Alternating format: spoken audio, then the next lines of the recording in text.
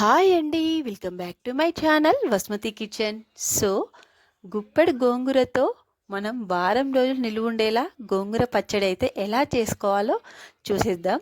ఈరోజైతే గోంగూర చట్నీ అయితే చూపించబోతున్నాను మీకు. చాలా అంటే చాలా బాగుంటుంది. పిల్లలు పెద్దవాళ్ళు ఇష్టంగా తింటారండి.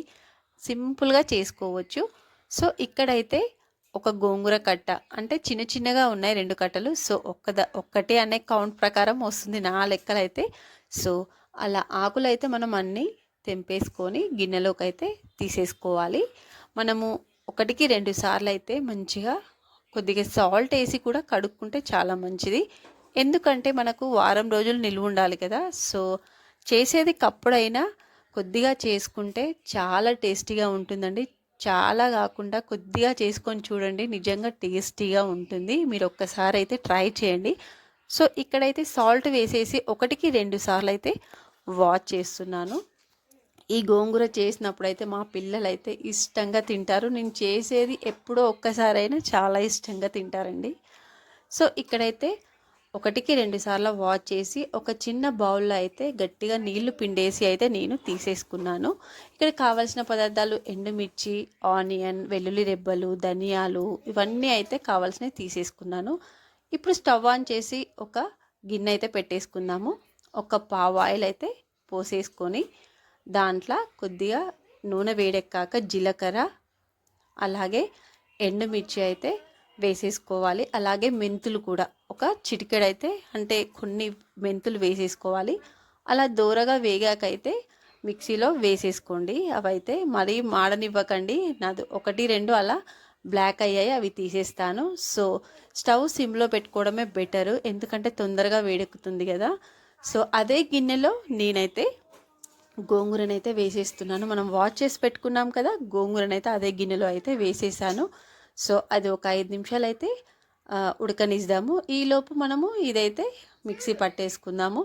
అందులోనే వెల్లుల్లి రెబ్బలు, దొడ్డు ఉప్పు, ఇంకా మనం అన్నీ జీలకర్ర మెంతులు ఫస్టే వేసేసుకున్నాం కదా. నేనైతే కొద్దిగా ధనియా పౌడర్ కూడా కలుపుతున్నాను. ధనియాలు నేను దాంట్లో వేయడం మర్చిపోయాను. సో, ధనియా పిండి అయితే ఎప్పుడు ఉంటుంది కాబట్టి ధనియా పిండి కొద్దిగా యాడ్ చేశాను. సో, అదైతే మిక్సీ పట్టేసుకుందామని కాసేపు అలా చల్లారనిచ్చాను. అంటే ఎండుమిర్చి అప్పుడే మనం గిన్నెలో నుంచి తీసి వేసాం కాబట్టి వేడిగా ఉంటుంది. సో, కొద్దిగా 5 నిమిషాలు చల్లారనిచ్చాను. సో, ఇప్పుడు ఈ గోంగూర కూడా ఉడికిపోయినట్టే. దీంట్లో కాస్తింత పసుపు లైట్గా వేసేసుకున్నాను. అలాగే ఇంకా 2, 3 మెంతులు అయితే యాడ్ చేశానండి. సో, అది కూడా కుక్ అయిపోయినట్టే. ఇంకా స్టవ్ ఆఫ్ చేశాను. ఇదైతే మిక్సీ పట్టేసాను చూడండి. ఇలా అయితే పౌడర్లా చేసేసుకోవాలి.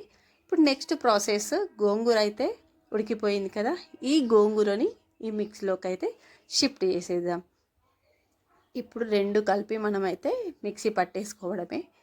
అసలు నిజంగా ఎక్కువగా ఈ పిక్కలు అయితే ఇంకెక్కువ క్వాంటిటీలో కావాలి అనుకుంటే చేసుకుంటే అయితే 1 మంత్ అయినా బాగుంటుందండి స్టోర్ చేసుకున్నట్టయితే. సో, అలా ఒక్కసారి మిక్సీ పట్టాక నేను కొద్దిగా చింతపండు రెమ్మలు అయితే వాటర్లో నానబెట్టాను. సో, అదైతే యాడ్ చేసుకుంటున్నాను. చింతపండు వల్ల టేస్ట్ అయితే చాలా అంటే చాలా బాగుంటుందండి. నేను ఎప్పుడు చేసినా ఇలానే చేస్తాను. నా స్టైల్ అయితే ఇదే. చాలా అంటే చాలా బాగుంటుంది. చూడండి, మెత్తటి పేస్టులా అయితే అయిపోయింది చూడండి. సో, ఇక్కడైతే ఇంకా మనము పోపుకైతే సిద్ధం చేసేసుకుందాము. అదే గిన్నెలో అయితే